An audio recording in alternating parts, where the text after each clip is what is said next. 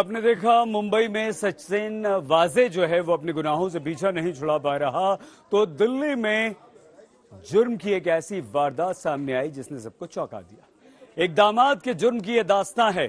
इस दामाद ने फिश करी के जरिए अपने ससुराल वालों को मार डाला। सुनने में आपको अजीब जरूर लग रहा होगा, लेकिन ये सच है।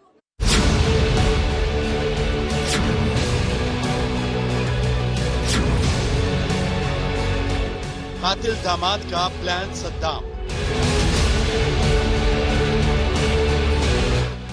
मछली में जहर देकर मार डाला। अबॉर्शन कराने पर इसकी माता बड़ी प्रताड़ित करने लगी और कहने लगी तो इसका अंजाम देखियो। ये कहने लगा मेरे पिता वापस आ रहे थे, देख तेरे खानदान को क्या करता हूँ। तो जब सारे टेस्ट कराते गए कोई भी रिपोर्ट में पॉजिटिव रिपोर्ट नहीं आई। हम पागल हो गए कि एक बेटी तो जा चुकी है, उसकी मृत्यु हो चुकी है, ये क्या हो रहा है। एक टॉक्सिकोलॉजिस्ट के बुला के या गंगा राम वालों को आया क्या, इसके हम पॉइजन के टेस्ट कराते हैं। जो 16 तरह के टेस्ट है, मेरे को ऐसा पता लगा है, और उसमें उन्होंने थैनियम पॉइजन पाया।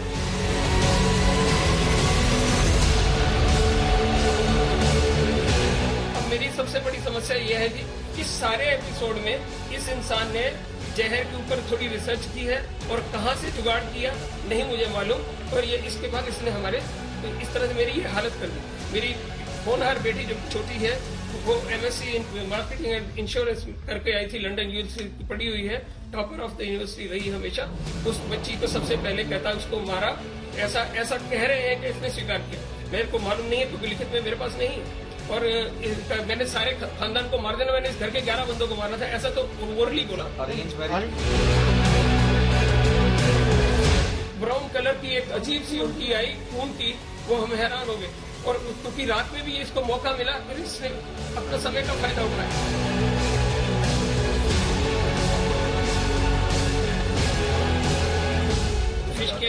फिश खाई तो वो 3:30 बजे अमूमन जाने के लिए था, लेकिन वो जानबूझकर बैठ गया, ऐसा उसने भी कहा। और हमने तो ऑब्जर्व किया क्योंकि 8:30 बजे के करीब हो गया।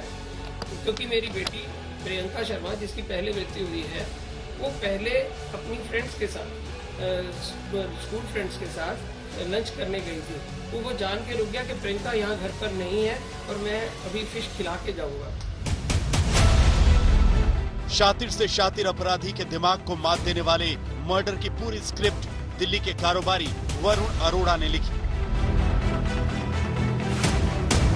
अगर वरुण की साजिश से पर्दा नहीं उठता तो देवेंद्र मोहन शर्मा का पूरा खानदान बेमौत मर जाता और दुनिया के लिए सभी मौत एक अजीब बीमारी का नतीजा होती।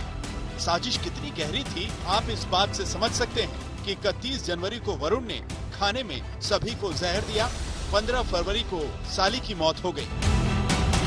6 मार्च को पत्नी कोमा में चली गई और 21 मार्च को सास अनीता की मृत्यु हो गई। घर में इकलौते जिंदा बचे ससुर देवेंद्र शर्मा की जुबानी आप कातिल दामाद की साजिश की कहानी सुनिए।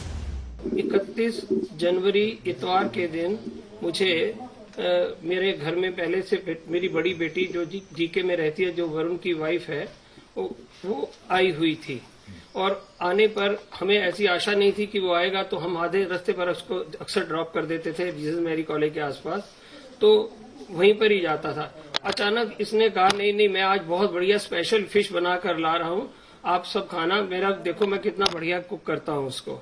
तो ये हमारे को उसने जब कहा तो हमने कहा चलो यार कह रहा है तो ठीक है, अन्यथा हमारे घर बहुत कम आता था। 3-4 महीने में उसका व्यवहार में कुछ ठीक नहीं लगता था।